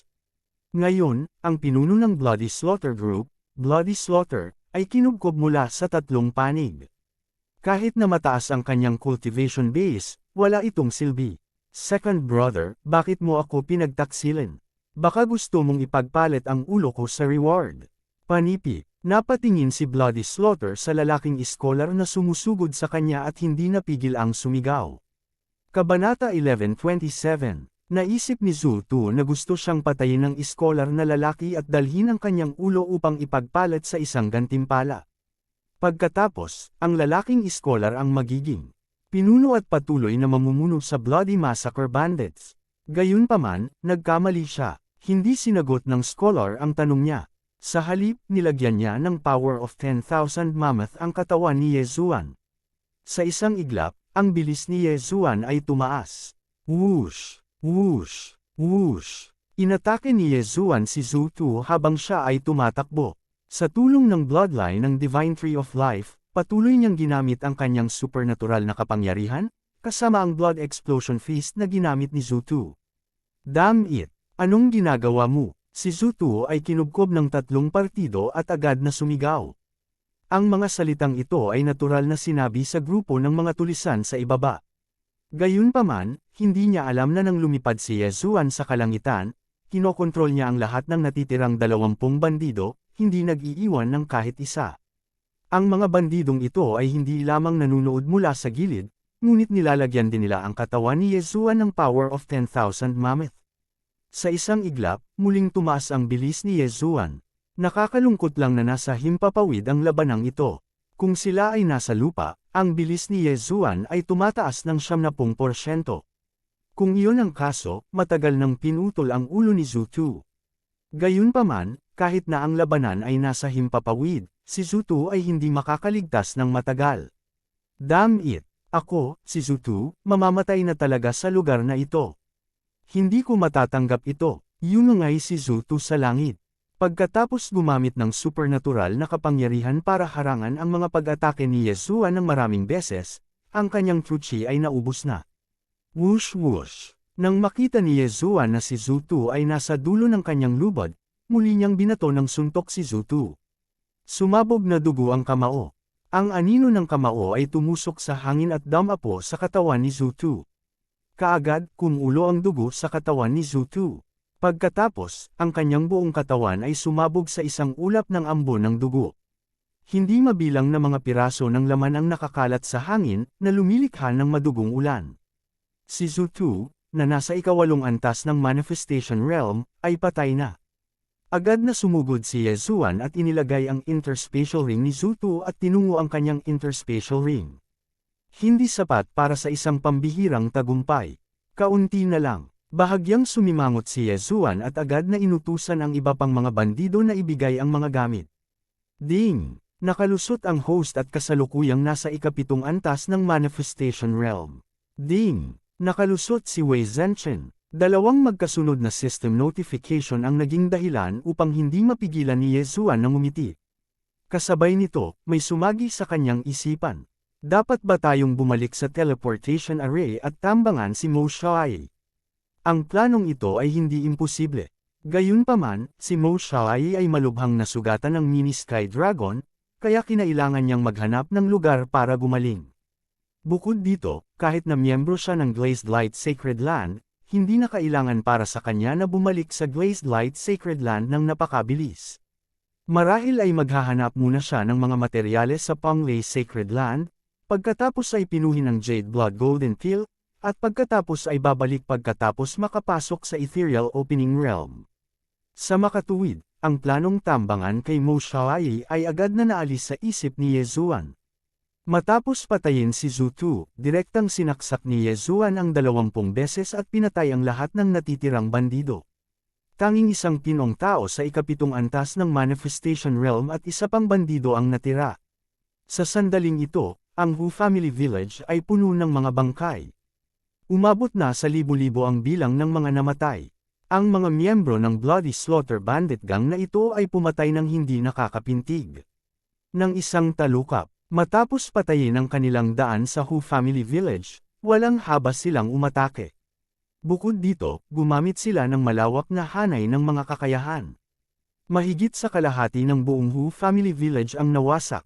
Gayunpaman, kumpara sa malaking bunganga na nilikha ni Moshe, ito ay wala.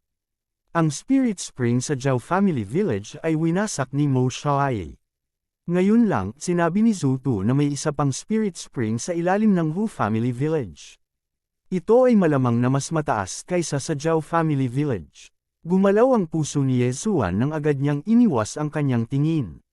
Marami pa ring tao mula sa Hu Family Village sa paligid, kaya direktang kinokontrol niya ang ika-6 na antas ng taong Manifestation Realm.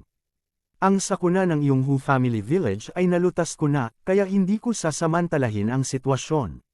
Sabihin mo lang sa akin kung saan ang pasukan sa Spirit Spring. Sinabi ni Yezuan sa eksperto sa Hu Family Village na ito. Master, sundan mo ako. Direktang pinangunahan ng ekspertong Hu Family Village na ito si Yezuan sa isang hindi kapansin-pansing sulok ng Hu Family Village. Ang pasukan sa bukal ng espiritu ay talagang isang balon. Very good. Ikaw na mismo ang mag-aayos ng mga usapin sa Hu Family Village. Nang walang ibang salita, dinala ni Yezuan ang iskolar na lalaki at isa pang tao sa balon. Ang balon na ito ay isang ganap na kakaibang mundo. Nasa loob ang Spirit Spring, at mayroong isang espesyal na porma sayo na kumokontrol sa Heaven Earth Yuan Chi sa butas na ito. Naramdaman ito ni Yezuan at nalaman niya na kahit na ang Spirit Spring na ito ay mas maliit kaysa sa Zhao Family Village, ang kalidad nito ay 2 beses na mas mataas. Nakakalungkot na ang espiritong bukal na ito ay nabuo sa pamamagitan ng ikot ng langit at lupa. Kapag naalis na, mawawala ang espiritu chi nito. Walang magawang umiling si Yezuan at pagkatapos ay pinakawalan si Luo mula sa physical space. Napakaraming Heaven Earth Yuan Chi. Lumiwanag ang magagandang mata ni Luo nang lumitaw siya. Kung siya ay nag-cultivate dito, ito ay 2 beses na mas mahusay kaysa sa Zhao Family Village. Pagkatapos, ibinigay ni Yezuan ang Heaven Earth Treasure na naiwan niya kay Luo. Maaari akong makapasok sa ika-6 na antas ng Manifestation Realm sa loob ng 3 araw. Tinapik ni Luo ang kanyang maliit na dibdib at sinabing, "Good. Tapos magtanim ka muna." Kasiya siyang tumanggo si Yezuan. Sa ngayon, nasa ika-7 antas pa lamang siya ng Manifestation Realm. Pagkatapos ng 3 araw, maaaring makapasok si Luo sa ika-6 na antas ng Manifestation Realm. Sa oras na iyon, magagamit niya ang Eye of Charm para palakasin ang kanyang kaluluwa. Ang kanyang lakas ay malamang na kayang mangibabaw sa Manifestation Realm. Upang hindi maistorbo si Luo, dinala ni Yezuan sa gilid ang lalaking iskolar. Ang iskolar na lalaking ito ay maaaring ituring na tinalikuran ang kadiliman para sa liwanag, at kinokontrol ni Yezuan. Pinapasok siya ng huli dahil may gusto siyang itanong. Narinig mo na ba ang tungkol sa Yin Yang Sacred Hall? Si Yezuan ay dumiretso sa punto. Hindi. Walang pag-aalinlangan na umiling ang iskolar na lalaki. Gaya ng inaasahan na ni Yezuan ang sagot na ito. Ang Sacred Hall ng Yin Yang ay hindi bababa sa puwersa ng Nirvana Realm. Ang Yin Yang Patriarch ay nasa Nirvana Realm, o kahit na ang Immortal Realm. Kahit sino sa kanyang mga alagad ay maaaring makalusot sa hindi mabilang na puwersa. Ang iskolar na tao ay nasa ika-7 antas lamang ng Manifestation Realm, kaya normal na hindi niya ito narinig. Kung gayon manatili ka rito at bantayan si Luo. Kung hindi mo kaya, magpakamatay ka bilang paghingi ng tawad. Binigyan ni Yezuan ng utos ang iskolar na lalaki. Susunod, aalis na siya sa Hu Family Village at pumunta sa kalapit na lungsod para kumuha ng ilang bagay. Hindi makaalis si Luo, kaya hinayaan lang niyang bantayan siya ng iskolar na lalaking ito. Gayunpaman, nahanap niya siya dito minsan. Ang 3 ika-7 antas na eksperto sa Manifestation Realm sa Hu Family Village ay namatay lahat sa labanan. Ang ika-6 na antas na eksperto sa Manifestation Realm sa labas ay may ilang katayuan sa Hu Family Village. Ngayon, mayroon na lamang 3 pang-6 na antas na mga eksperto sa Manifestation Realm na natitira sa buong Hu Family Village. Bilang karagdagan, malapit nang makapasok si Luo sa ika-4 na antas ng Manifestation Realm, kaya hindi dapat magkaroon ng anumang mga problema. Kahit na mayroon, si Luo ay maaaring magpadala ng voice transmission kay Yezuan, at ang huli ay agad na makakalagpas sa kawalan at nagmamadaling bumalik. Kabanata 11:28. Kung pumunta si Mo Xiaoai sa Glazed Light Sacred Ground at makita ang bandido na ito, hindi siya magdadalawang isip na patayin siya. Sa oras na iyon, malalaman ni Ye Zuan na dumating si Mo Xiaoai. Hindi nagtagal, umalis si Ye Zuan sa Hu Family Village at nagtungo sa isang kalapit na pangunahing lungsod. Sa kanyang kakayahan, napakaraming paraan para mag-level up. Ngayong nakalusot na siya sa ikapitong antas ng Manifestation Realm, kailangan niyang mabilis na makapasok sa ikawalong antas ng Manifestation Realm. Sa ganoong paraan, maaaring makumplito niya ang kanyang misyon sa paghihiganti. Gayunpaman, hindi nagtagal ay umalis siya. Si Ye Zuan, na nagmamadaling pumunta sa pangunahing lungsod, ay biglang may naramdaman at hindi naiwasang magtaas ng kilay. Ang isa sa mga taong kinokontrol niya ay namatay. Ito ang pangalawang pinuno ng Bloody Massacre Group. Nanlaki ang mga mata ni Ye Zuan. Ang pangalawang pinuno ng Bloody Massacre Group ay ang taong iskolar. Hiniling sa kanya ni Ye Zuan na bantayan ang balon, ngunit ngayon, patay na siya. Walang sinuman sa Hu Family Village ang maaaring pumatay sa kanya, kaya malamang na isang tagalabas ang pumatay sa kanya. Binabantayan ng lalaking iskolar ang balon, at ngayong patay na siya, maaaring nasa panganib si Luo Luo. Eye of the Void. Nang walang sinasabi, si Ye Zuan ay agad na sumipot sa kawalan at direktang nag-teleport sa gilid ni Luo Luo. Nagkataon namang may bumaba mula sa balon. Kasabay nito, si Luo Luo ay nakapasok na sa ika-4 na antas ng Manifestation Realm. Young Master, bakit ka bumalik? Nakangiting tanong ni Luo Luo. May pumatay sa pangalawang pinuno ng Bloody Massacre Group, walang pakialam na sagot ni Ye Zuan. Sa sandaling iyon, isang tao ang pumasok sa kanyang paningin. Ito ay isang nasa katanghaliang gulang na lalaking nakaitim na may kalmadong ekspresyon. Matapos makita si Ye Zuan, hindi niya maiwasang magtaas ng kilay. Hindi ito ang Bloody Massacre Group. Bahagyang nagulat ang medyo may edad na lalaki. Sino ka? Si Ye Zuan ay dumiretso sa punto. At sino ka? Balik tanong ng medyo may edad na. Biglang tumigas ang kapaligiran. Kahit na sinadyang pigilan ng nasa katanghaliang lalaki ang kanyang aura mula nang siya ay sumilip, naramdaman pa rin ni Ye Zuan na ang lalaking ito ay isang eksperto sa ikawalong antas ng Manifestation Stage. Ito na kaya ang pangatlong pinuno ng Bloody Massacre Group. Isang ideya ang biglang pumasok sa isip ni Ye Zuan. Gayunpaman, kung ang nasa katanghaliang lalaki sa kanyang harapan ay ang pangatlong pinuno ng Bloody Massacre Group, bakit niya pinatay din ang lalaking iskolar? Kung gusto mong hanapin si Zhu Tu, itanong mo sa Hu Family Village. Napatay ko na si Zhu Tu. Si Ye Zuan ang unang nagsalita. Pinatay mo siya. Ang nasa katanghaliang gulang na lalaki ay labis na namangha. Dahil pakiramdam niya ay si Ye Zuan ay nasa ikapitong antas lamang ng Manifestation Realm, habang si Zhu Tu ay kasumpa-sumpa at nakapatay ng maraming martial artist na kapareho niya. Anong kakayahan mayroon si Ye Zuan para patayin si Zhu Tu? Gayunpaman, nang maisip niya ang pangalawang pinuno ng Bloody Slaughter Group, agad niyang naunawaan na ang Bloody Slaughter Group ay namatay mula sa isang sneak attack. Nasa iyo ba ang gamit ni Zhu Tu? Tanong ulit ng medyo may edad na. Bakit ko sasagutin ang tanong mo? Nanginginig ang puso ni Ye Zuan habang pinaikit niya ang kanyang mga mata. Nahulaan niya na ang nasa katanghaliang gulang na lalaki ay malamang na nagustuhan ng isang bagay sa mga gamit ni Zhu Tu. I originally wanted to spare your life, but you don't know how to cherish it. Since that's the case, then I'll kill you. Walang ibang sinabi ang nasa katanghaliang gulang na lalaki at direktang sinisingil si Ye Zuan. Logically speaking, naging madali para sa isang ikawalong antas ng Manifestation Realm martial artist na harapin ang isang ikapitong antas ng Manifestation Realm martial artist. Gayunpaman, kapag ang kalaban ay si Ye Zuan, ang sentido komon ay hindi masusunod. Kung dati, kailangan kong mag-ingat. Pero ngayong nakalusot na ako, sa tingin mo kaya mo na akong patayin. Galit na umungol si Ye Zuan sa kanyang puso at iniunat ang kanyang dalawang kamay. Ang kanyang kaliwang kamay ay nagporma ng isang kuko at ang kanyang kanang kamay ay bumubuo ng isang kamao.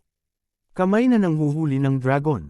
Pagsabog ng dugo kamao. Noong una ay inakala ng nasa katanghaliang gulang na lalaki na si Ye Zuan ay madaling mabuli, ngunit hindi niya inaasahan na magagamit ni Ye Zuan ang dalawang banal na kakayahan ng sabay. Ang kanyang lakas ay malamang na hindi minamaliit. Hindi lang iyon, may nag-aapoy na sensasyon sa kanyang puso. Isang pag-atake ng kaluluwa. Si Yezuan ay talagang multitasking. Tiniis niya ang sakit at madaling naiwasan ang dragon capturing hand and blood explosion fist. Pagkatapos, nagwalas siya sa harap ni Yezuan at sinaksak gamit ang kanyang espada. Ngunit paano niya nalaman na sinadya siya ni Yezuan na pumunta rito? Rip! Ang mahabang espada ay tumusok sa puso ni Yezuan. Kasabay nito, naglabas ng isa pang suntok si Yezuan. Pagsabog ng dugo kamao. Bang! Dama po ang suntok ni Yezuan sa dibdib ng nasa katanghaliang gulang na lalaki.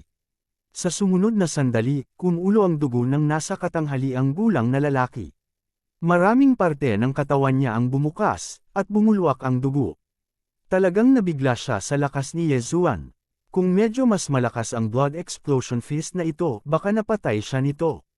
Gayunpaman, tiyak na hindi niya inaasahan na si Yezuan, na ang pusong tinusok niya, ay makakapagpakita pa rin ng kakaibang ngiti. Eye of control. Ding! Magtagumpay ang kontrol. Sa sandaling binitawan ng nasa katanghaliang gulang na lalaki ang kanyang pagbabantay, sinamantala ito ni Yezuan at kinokontrol siya. Siya ay naging lingkod ni Yezuan. Sino ka? Tanong ni Yezuan habang kinokontrol ang nasa katanghaliang gulang na lalaki. Si Liu Yu, isang bounty hunter. Kalahating buwan na akong hinahabol ang Bloody Massacre Bandits. Sagot naman ng medyo may edad na. Isang bounty hunter. Bulong ni Yezuan. Ang Bloody Massacre Bandits ay kilalang kilala, kaya maraming lungsod ang nagnanais sa kanila. Ang mga bounty hunters na ito ang tumanggap ng mga bounty mission na ito. Gayunpaman, hindi inisip ni Yezuan na nandito lang si Liu Yu para patayin ang Bloody Massacre. Hindi lang Bloody Massacre ang hinahanap mo para sa bounty, di ba? Tanong muli ni Yezuan. Oo, nabalitaan ko na may treasure map ang Bloody Massacre, kaya tinanggap ko ang misyon. Tumango si Liu Yu at sumagot, treasure map, ano yun? Biglang naging interesado si Yezuan at hindi niya maiwasang magtanong. Kasabay nito, mabilis niyang hinanap ang devouring space upang makita kung may mapa ng kayamanan tulad ng sinabi ni Liu Yu. Sa sandaling ito, biglang naglabas si Liu Yu ng scroll na balat ng tupa at ibinigay ito kay Yezuan. Mayroon ka rin. Bahagyang nagulat si Yezuan. Kinuha niya ang balumbo ng balat ng tupa at tiningnan ito, ngunit wala siyang makitang anumang palatandaan. Oo, may kabuuang 3 scroll na balat ng tupa. Mayroon akong isa, may isa ang Bloody Massacre, at ang huli ay nasa kamay ng City Lord ng Thunderlight City. Tumango si Liu Yu. Thunderlight City City Lord. Nagtaas ng kilay si Yezuan. Ang lungsod na gusto niyang puntahan ay tinatawag na Thunderlight City. Nais kong patayin ang Bloody Massacre at dalhin ang kanyang ulo sa Thunderlight City City Lord para makipagtulungan sa kanya. Nagpatuloy si Liu Yu. Nakikita ko. Sa wakas ay naintindihan na ni Yezuan. Gayunpaman, may isang bagay pa rin ang hindi niya naiintindihan, kaya't nagtanong siya. Para saan bang uri ng kayamanan ang 3 mapa ng kayamanan na ito? Hindi rin ako masyadong sigurado. Kaya nga gusto kong makipagpalitan ng reward mula sa Thunderlight City City Lord o makakuha ng posisyon sa City Lord Mansion. Umiling si Liu Yu at sinabing, siya ay nasa ika-8 antas lamang ng Manifestation Realm, habang ang Thunderlight City City Lord ay isang nangungunang eksperto sa lugar na ito. Sinasabing nakalusot na siya sa Nether Passage Realm, kaya gusto niyang magtrabaho sa ilalim ng City Lord ng Thunderlight City. Sige, naiintindihan ko. Kabanata 1129. Dahil ang pangalawang pinuno ng Bloody Massacre Group ay pinatay ni Liu Yu, si Liu Yu ang papalit sa kanya at magiging bodyguard ni Luo Luo.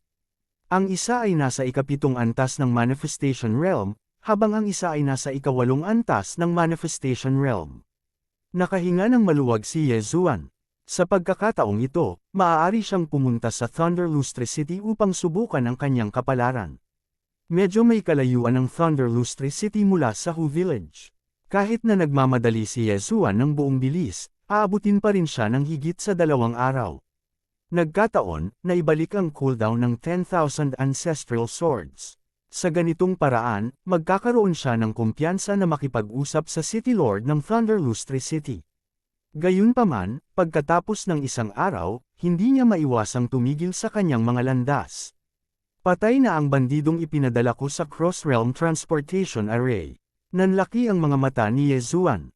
Sa bilis ng bandido, aabutin siya ng hindi hihigit sa 1 oras bago makarating doon mula sa Hu Village. Ngayon, lumipas na ang 1 araw. Sa makatuwid, ang bandido ay malamang na pinatay ni Mo Xiaoye. Pagkatapos ng lahat, hindi lahat ay makakahanap ng Cross-Realm na hanay ng transportasyon. Hindi lahat ay maaaring kumuha ng 200,000 espiritong kristal. Higit pa rito, hindi lahat ay gustong umalis sa kanilang tahanan at pumunta sa Glazed Light Sacred Land. Mo Xiaoye, sa wakas nandito ka na. Tumingin si Yezuan sa isang tiyak na direksyon at nagpahayag ng layuning pumatay. 2 araw na lang ang nakalipas mula nang lumitaw ang Mini Sky Dragon, ngunit talagang nakarating si Mo Xiaoye sa Glazed Light Sacred Land. Siya ay talagang walang humpay. Gayunpaman, nagsisisi si Yezuan na hindi niya alam kung ano ang kasalukuyang kaharian ni Mo Xiaoye. Noon, si Mo Xiaoye ay nasa ika-6 na antas ng Manifestation Realm. Gayunpaman, halos lipulin niya si Yezuan at ang kanyang grupo. Muntik na ring mapatay si Yezuan. Si Yezuan ay nasa ika-7 antas ng Manifestation Realm ngayon, ngunit hindi pa rin siya kumpiyansa na kaya niyang patayin si Mo Xiaoye. Gayunpaman, hanggat nakapasok siya sa ika-8 o ika-9 na antas ng Manifestation Realm, maaaring magtagumpay siya. Bagamat si Mo Xiaoye ay isang reincarnator, ang Bloodcloth Sect ay winasak ko. Ang kanyang Jade Blood Golden Peel ay hindi matagumpay na napino. Hanggat ako ay patuloy na nakakalusot, magkakaroon ako ng pagkakataon na makumplito ang aking misyon sa paghihiganti. Napaisip si Yezuan sa kanyang sarili. Binilisan niya ang kanyang lakad at tinungo ang Thunder Lustre City. Ang Thunderlight City ay isang hindi kapansin-pansing lungsod sa Glazed Light Holy Land, ngunit mas malaki pa rin ito ng ilang beses kaysa sa Golden Flame City. Matapos gumugol ng higit sa 2 araw, sa wakas ay dumating si Yezuan sa Thunderlight City hindi nagtagal matapos ang cooldown ng 10,000 Returning Swords.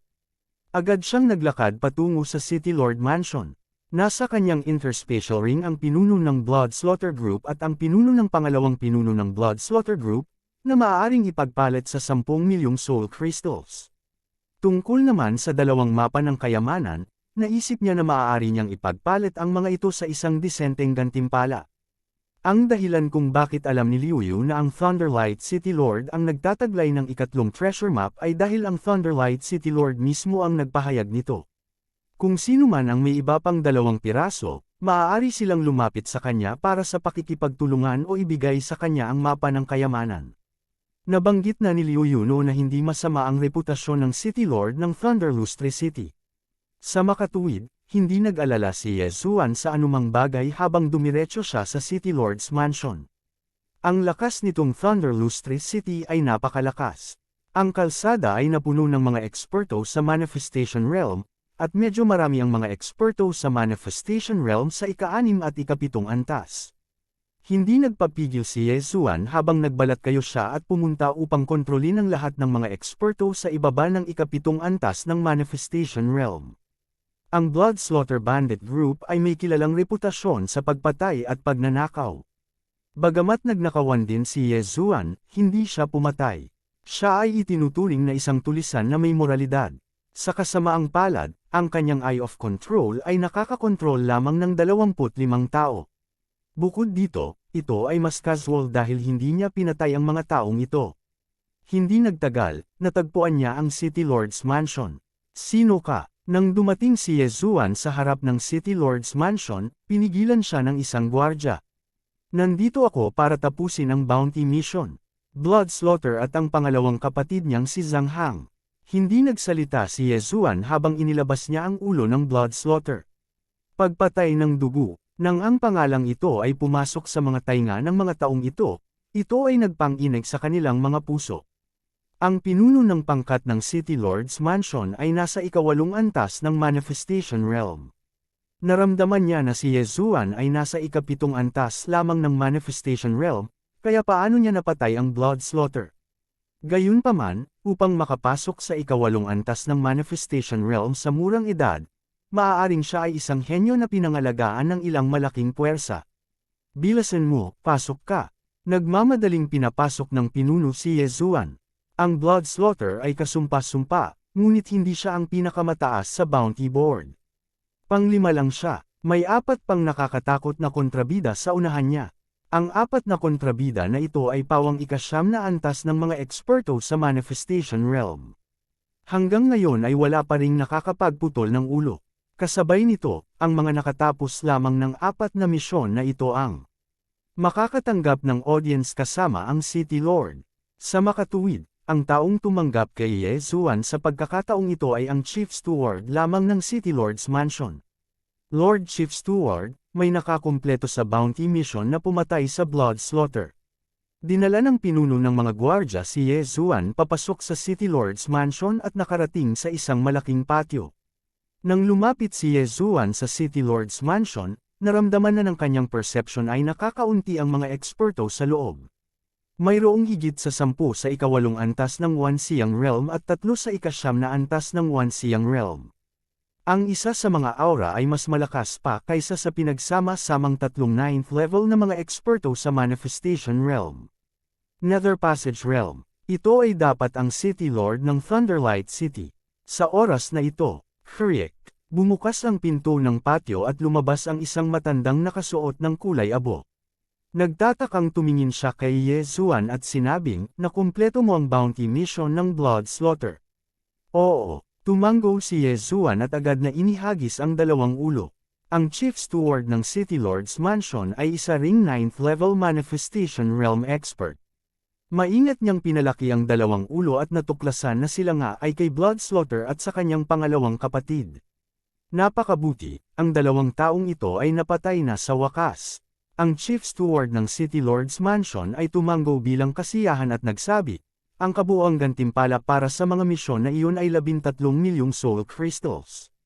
Gayunpaman, kung ang nakababatang kapatid na lalaki ay mayroon pa ring blood explosion fist na naintindihan ng blood slaughter sa kanyang sarili, maaari ko itong bilhin para sa isa pang 7 milyong kristal ng kaluluwa.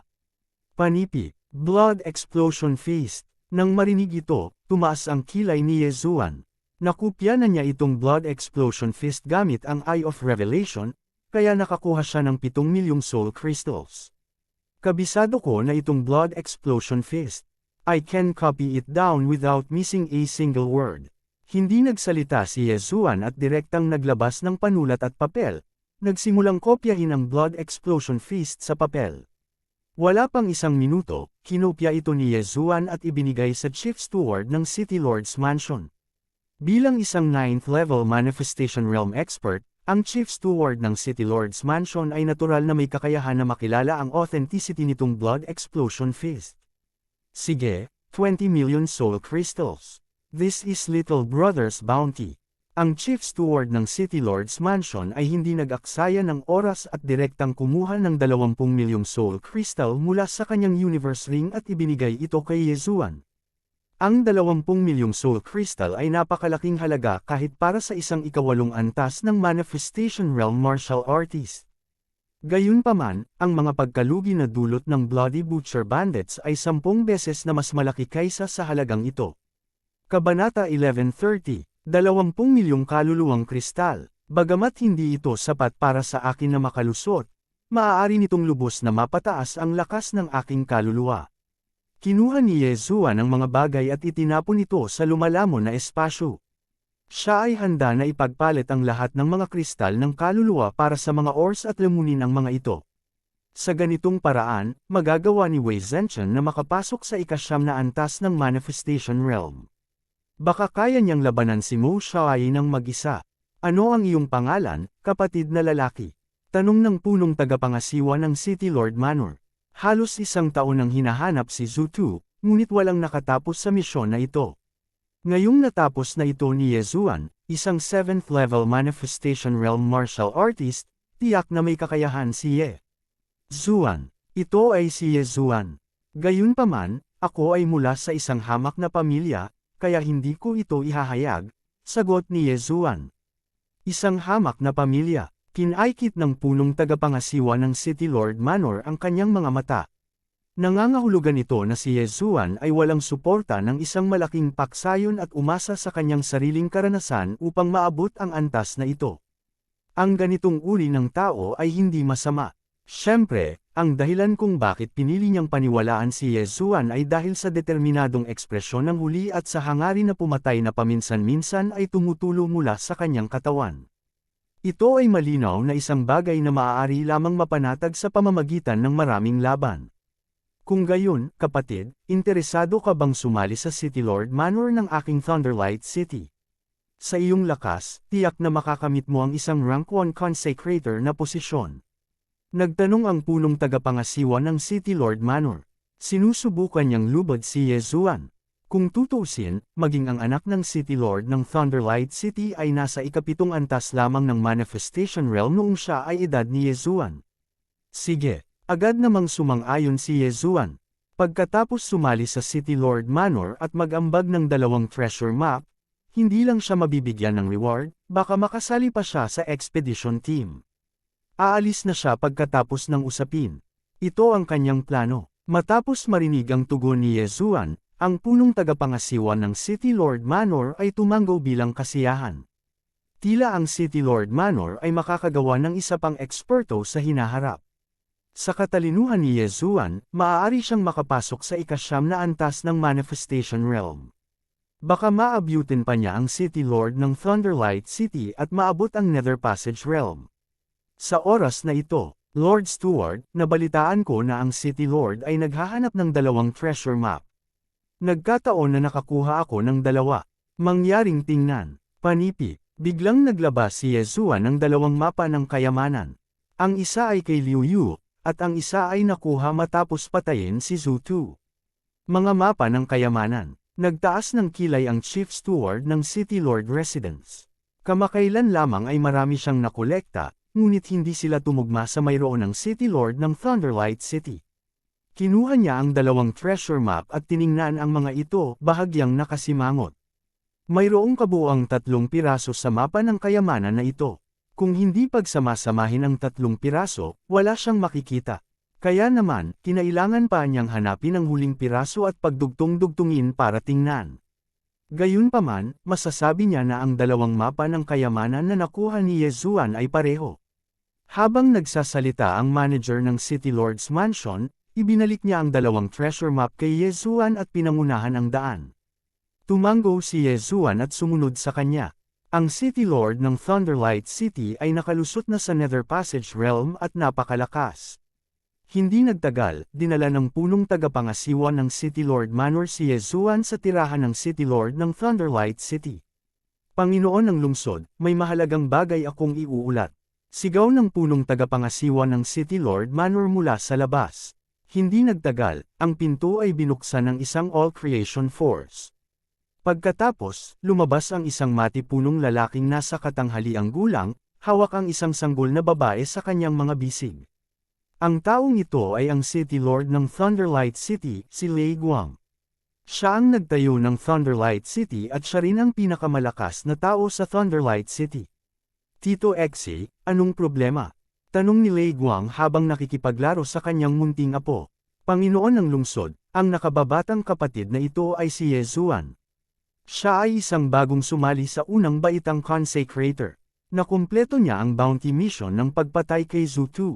Nagpakilala ang punong tagapangasiwa ng City Lord Manor. Napataas ang kilay ni Lei Guang nang marinig ang pangalang Zhu Tu. Nagtataka siyang tumingin kay Yezuan. Not bad, not bad. You are young and promising. Welcome to my City Lord Manor. Salamat, City Lord. Nagmamadaling itinago ni Yezuan ang kanyang mga kamao at sinabi. Pagkatapos ay inilabas niya ang 2 mapa ng kayamanan at sinabi, Panginoon ng lungsod, mayroon akong 2 mapa ng kayamanan dito. Baka sila na ang hinahanap mo. Sa orihinal, si Lei Guang ay lihim na natutuwa sa pagdagdag ng isang bata at promising na eksperto sa City Lord's Mansion.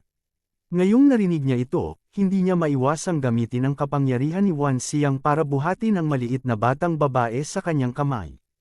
Personal siyang naglakad sa harap ni Yezuan at tinanggap ang 2 mapa ng kayamanan. Pagkatapos, kumuha siya ng treasure map mula sa kanyang interspatial ring at inihambing ito sa nasa mapa. Ito ay isang perpektong tugma. Ano, nagtugma talaga. Laking gulat ni Lei Guang, Kamakailan lamang ay nakakita siya ng 12-12 ng mga mapa ng kayamanan, ngunit wala sa mga ito ang tumugma sa isang ito. Ngayon, ang dalawang mapa na ibinigay ni Yezuan ay talagang magkatugma. 1003 Sect. Ito talaga ang treasure map ng 1003 Sect. Lumiwanag ang mga mata ni Lei Guang. Nang marinig ito, nabigla rin ang punong tagapangasiwa ng City Lord Manor. Ang 1003 Sect ay isang ethereal realm force 1,000 taon na ang nakalilipas. Ito ay 10 beses na mas malakas kaysa sa Thunderlight City. Magaling silang gumamit ng kanilang All Creations Force para linangin ang langit at lupang kayamanan. Ang sekta ay napakayaman, ngunit sila ay pinuntirya ng isang tao at ang buong sekta ay nawasak. Ang mapa ng kayamanan na ito ay ang mga guho ng isa sa mga sangay ng 1003 Sect. Gayunpaman, walang nakakaalam kung mayroong anumang mabuti sa loob nito. Sige, little brother, saan mo nakuha itong dalawang treasure map? Nagtatakang tanong ni Lei Guang. Nakuha ko ang isa mula sa Bloody Butcher, at nakuha ko ang isa ng nagkataon noong nagsasanay ako, casual na sagot ni Yezuan. Hindi interesado si Lei Guang kung saan nanggaling ang mga mapa ng kayamanan. Saglit siyang nag-isip at nagtanong, kahit ano pa, tugma ang dalawang mapa ng kayamanan mo sa akin. Ano ang gusto mo? Ang Soul Crystals, Heaven and Earth Treasures, o Forging Materials ay maayos, patuloy na sagot ni Yezuan. Hindi niya alam kung magkano ang mapapalitan ng dalawang treasure map na ito. Tatanggapin ko itong dalawang treasure map sa presyong 20 million Soul Crystals bawat isa. Total na 40 million Soul Crystals. Ano sa tingin mo? Ang Thunderlight City Lord ay isang mapagbigay na tao at nagbigay ng magandang presyo. Matapos itong marinig ni Yezuan, nagliwanag ang kanyang mga mata. Sabi niya, "Salamat, City Lord. 40 milyong Soul Crystals." Idinagdag ang 20 milyong Soul Crystal mula sa dati, iyon ay kabuuang 60 milyong Soul Crystal. Kung ang mga item na ito ay ibibigay sa ibang tao, maaari silang gumawa ng 2 o 3 level 91 siyang realm expert. Gayunpaman, ang karanasan ni Yezuan na mag-level up ay mas mataas kaysa sa mga normal na tao. Ang 60 milyong soul crystal na ito ay sapat lamang para makapasok siya sa level 81 siyang realm. Sige, mayroon akong 10 inner demon pills dito, nakatumbas ng 10 milyong soul crystals. Kakailanganin mo ang mga ito sa hinaharap. Pagkatapos magsalita ng Thunderlight City Lord, binato niya si Yezuan ng isang itim na bote. Inner Demon Pills.